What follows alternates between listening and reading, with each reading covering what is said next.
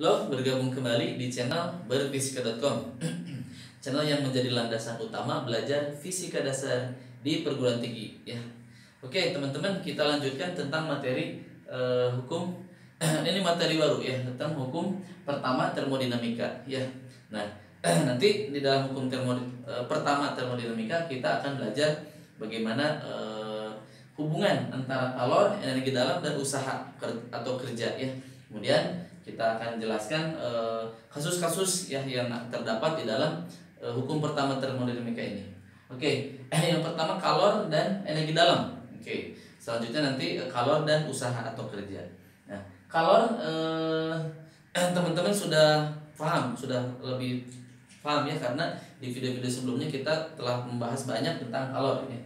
Jadi kalor, oke, ada kalor. Nah, kalor ini adalah sebuah transfer energi, teman-teman. Ya, transfer energi. Oke, transfer energi dari suatu titik ya ke titik yang lain, transfer energi. Ya. Nah, biasanya transfer ini berupa perbedaan dari suhu ya, akibat perbedaan suhu. Perbedaan delta T atau perbedaan suhu ya. Oke, jadi kalor ini sebuah mekanisme perpindahan, dan mekanismenya teman-teman udah pada paham, ada 3 ya. Ada konduksi, oke, diulang kembali, ada konveksi aliran, oke, aliran fluida, dan yang terakhir adalah radiasi, oke, radiasi ya, akibat tanpa medium, tanpa perantara, oke, biasanya melalui gelombang elektromagnetik ya. Nah, kemudian kita akan mengenalkan konsep tentang energi dalam ya, energi dalam, energi dalam. Biasanya ditulis E internal atau U ya, cuman kan biasanya U itu untuk energi potensial, tapi tidak apa-apa. Oke, energi dalam itu adalah keseluruhan ya, keseluruhan energi ya, keseluruhan energi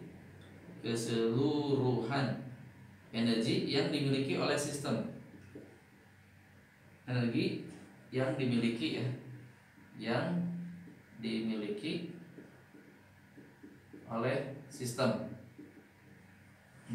Nah, ini berkaitan dengan konfigurasi ya, secara mikroskopiknya ya, secara mikroskopik, secara mikroskopik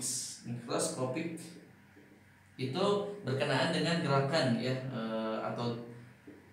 atau tumbukan atom-atom ya, gerakan atom, dan konfigurasinya atau ikatannya ya, dan konfigurasinya.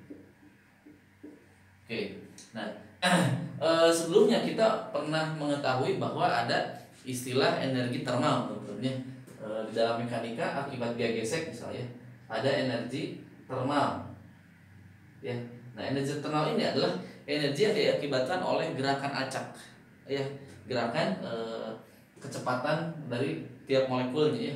Jadi ini akibat gerakan, ya, gerakan atom, yang nanti saling bertumbukan dan sebagainya, atau gerakan acak bisa ya. Oke, nah kemudian ada energi ikatan, konfigurasi ya. Jadi ini berkaitan dengan kimia, tapi tidak apa-apa. Energi ikatan. Nah, ini berkaitan dengan konfigurasi, teman-teman. Konfigurasi dari atom-atom itu. Konfigurasi atau konfigurasi. Nah, ini berkaitan dengan energi kinetiknya. Nah, ini berkaitan dengan energi potensialnya, teman-teman. Sehingga energi dalam itu, energi internal itu adalah energi termal, oke, ditambah energi dari ikatannya atau energi ikatan. Nah, ini teman-teman. Nah, ini adalah definisi dari energi termal. Nah, kita tahu bahwa energi termal tadi berkaitan dengan energi kinetik, sedangkan energi ikatan berkaitan dengan U. Oh, berarti kalau analogi di dalam mekanika ini adalah tidak lain dari energi mekanik. Energi mekanik adalah kinetik ditambah potensial. Oh, berarti analoginya dapat kita hubungkan, teman-teman ya, bahwa energi dalam, energi internal itu dianalogikan dengan energi mekanik, teman-teman. Begitu, kalau begitu kalor analoginya dengan apa? Nah, berarti kalor ya, kalor Q atau kalor itu kita analoginya dengan usaha atau kerja, teman-teman, dengan usaha atau kerja ya. Jadi seperti inilah analoginya, teman-teman. Jadi usaha kita tidak bisa mengatakan usaha suatu sistem. Jadi W suatu sistem tidak bisa ya. W suatu sistem tidak bisa. Tidak bisa. Tapi kita bisa menyatakan bahwa W dilakukan oleh atau pada gitu. Pada sistem gitu ya. Nah, gitu. Jadi kalau yang ini boleh, ini boleh. Begitupun Q. Q itu kita tidak bisa menyatakan kalor suatu sistem, tidak bisa. Q suatu sistem. Suatu ini tidak bisa. Yang bisa kita nyatakan adalah kalor dapat berpindah ya. Dapat berpindah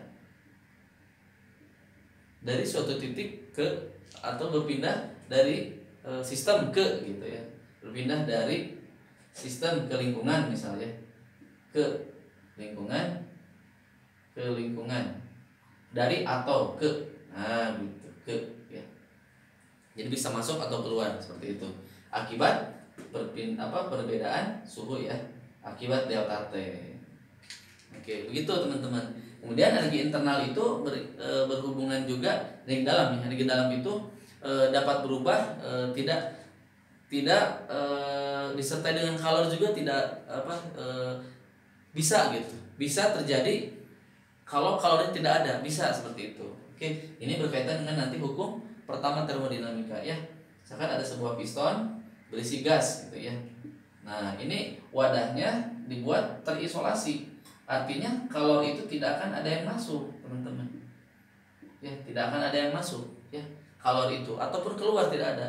Jika kita tekan ya ke bawah ya, sehingga volumenya mengecil ya, volume mengecil dan suhunya naik, teman-teman. Nah, ini akan meningkatkan energi dalam, teman-teman ya. Jadi energi internalnya nanti naik, teman-teman. Begitupun kasusnya kebalikannya. Kalau si volume gasnya membesar ya, naik gitu ya ke atas, suhunya itu akan turun. Nah, sehingga delta E-nya akan turun juga, teman-teman. Ini tidak ada kalor yang masuk atau keluar, atau sistem terisolasi. Nanti lebih detailnya kita akan bahas di pertemuan berikutnya tentang hukum pertama termodinamika dan beberapa kasus khususnya. Mungkin itu saja yang dapat saya sampaikan. Mudah-mudahan bermanfaat. Dukung terus channel ini agar channel ini terus berkembang dan bermanfaat, memberikan materi-materi perkuliahan di dalam fisika dasar lebih detail lagi. Sampai jumpa. Salam berfisika.com.